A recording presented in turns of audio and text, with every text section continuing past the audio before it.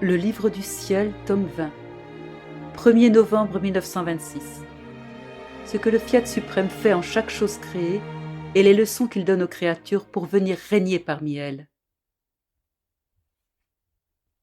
Je faisais ma ronde habituelle dans la création afin de pouvoir aimer et glorifier comme le divin Fiat lui-même aime et glorifie dans toutes les choses créées. Et je me disais, mon doux Jésus m'a fait parcourir toute la création comme pour atteindre sa volonté dans tous ses actes et lui tenir compagnie pour lui donner un de mes « je vous aime, je vous remercie, je vous adore » et demander que son royaume vienne bientôt.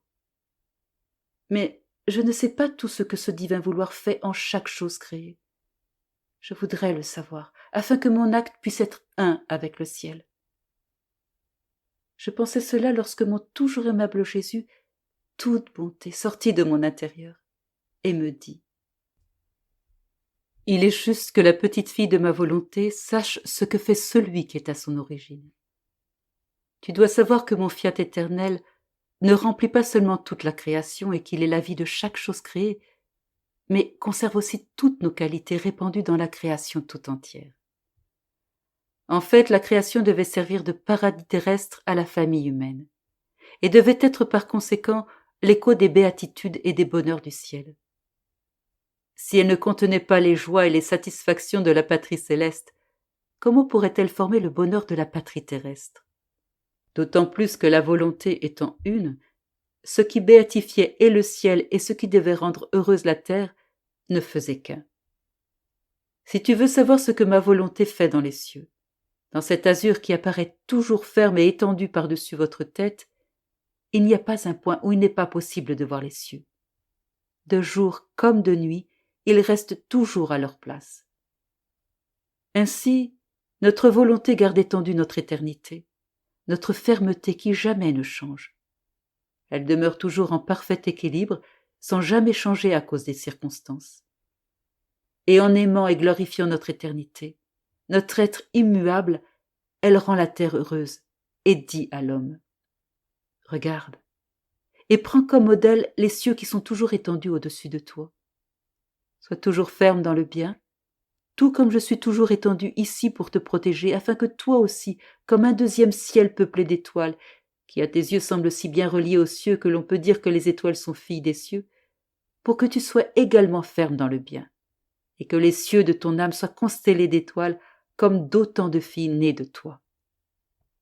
Aussi, en faisant une ronde dans la création, lorsque tu arrives aux cieux, toi aussi, uni avec notre volonté, aime et glorifie notre éternité, notre être inébranlable qui jamais ne change, et prie afin qu'il puisse rendre les créatures fermes dans le bien, qu'elles puissent être le reflet des cieux et jouir du bonheur apporté par un bien continu et jamais interrompu. Ensuite, poursuivant ta ronde dans l'espace de la création, tu arriveras au soleil, une sphère qui est plus près de la terre que les cieux pour apporter aux créatures la source du bonheur terrestre et les images des béatitudes et des saveurs de bonheur de la patrie céleste. Veux-tu savoir ce que ma volonté fait dans le soleil? Elle glorifie notre lumière infinie, nos innombrables saveurs. Elle aime et glorifie l'infinité de notre douceur, les indescriptibles nuances de nos beautés. Et avec sa chaleur, il fait écho à notre amour immense. Oh, comme le soleil chante nos louanges, aime et glorifie notre être divin. Tout comme notre divinité dévoilée béatifie toute la patrie céleste par des actes toujours nouveaux, de la même manière le soleil, écho fidèle de son Créateur, céleste porteur de la suprême majesté, voilé par sa lumière dans laquelle ma volonté domine et règne, apporte le bonheur terrestre à la terre. Il apporte sa lumière et sa chaleur. Il apporte douceur et saveur, presque innombrables, aux plantes, aux herbes, aux fruits. Il apporte couleur et fragrance aux fleurs, et tant de différentes nuances de beauté propres à ravir et embellir toute la nature. Oh, combien le soleil, ou plutôt ma volonté dans le soleil, à travers les plantes, les fruits et les fleurs, offre un véritable bonheur terrestre aux générations humaines. Et si elles n'en profitent pas pleinement, c'est parce qu'elles se sont écartées de cette volonté qui règne dans le soleil. Et la volonté humaine, en s'opposant à la divine, brise son bonheur. Et ma volonté, voilée dans la lumière du soleil, aimant et chantant les louanges de nos divines qualités, du haut de sa sphère dit à l'homme: en tout ce que tu fais, sois toujours lumière, tout comme moi, pour que la lumière puisse te convertir entièrement en chaleur et que tu puisses devenir telle une flamme d'amour pour ton Créateur. Regarde-moi. En étant toujours lumière et chaleur, je possède la douceur, si bien que je la communique aux plantes et des plantes à toi. Toi aussi, en étant toujours lumière et chaleur, tu posséderas la douceur divine. Tu n'auras plus d'amertume ni de colère dans le cœur. Tu posséderas les saveurs et les différentes nuances de beauté de l'être suprême. Tu seras un soleil comme moi. De plus, puisque Dieu m'a fait pour toi et que tu as été faite pour lui, il est par conséquent juste que tu sois plus soleil que moi. Vois, ma fille, combien de choses tu dois faire unies à ma volonté dans cette sphère du soleil. Tu dois chanter les louanges, l'amour et la gloire de notre lumière, de notre amour, de notre infinie douceur, de nos innombrables saveurs et de notre incompréhensible beauté.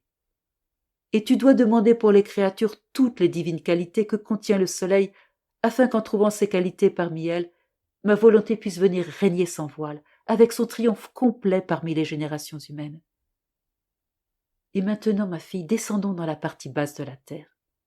Allons dans la mer où s'accumulent les masses immenses d'eau cristalline, symbole de la pureté divine. Ces eaux sont toujours en mouvement. Elles n'arrêtent jamais.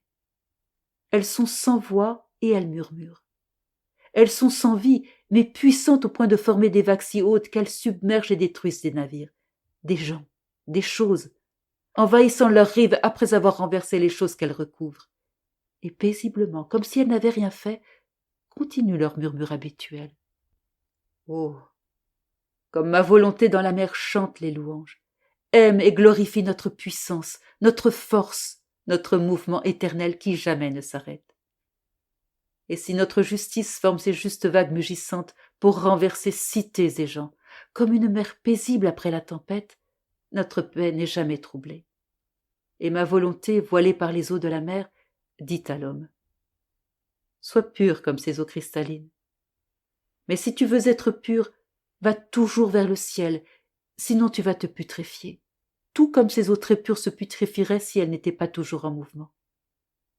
Que le murmure de la prière soit continuel, si tu veux être fort et puissant comme moi, si tu veux renverser les ennemis les plus forts et ta volonté rebelle qui m'empêche de me dévoiler et de sortir de cette mer pour venir régner et étendre en toi la mer paisible de ma grâce. Est-il possible que tu veuilles rester en dessous de cette mer qui me glorifie tant? Toi aussi, créature, chante les louanges, aime et glorifie notre pureté, notre puissance, notre force et notre justice en restant unis à ma volonté qui t'attend dans la mer comme sa propre fille, ainsi que notre mouvement éternel envers les créatures pour leur bien, et que le murmure continu de notre amour à travers les choses créées, qui en murmurant son amour veut le retour du murmure d'amour continu des créatures. Et prie ma volonté de leur donner les qualités divines qu'elle exerce dans la mer, pour qu'elle puisse venir régner parmi celles qui la rejettent maintenant dans toute la création. Si tu veux savoir ce que ma volonté fait dans toute la création, parcours-la, et mon fiat, trouvant sa fille dans toutes les choses créées, se dévoilera et te dira ce qu'il fait pour la divine majesté, ainsi que l'appel et les leçons qu'il veut donner aux créatures.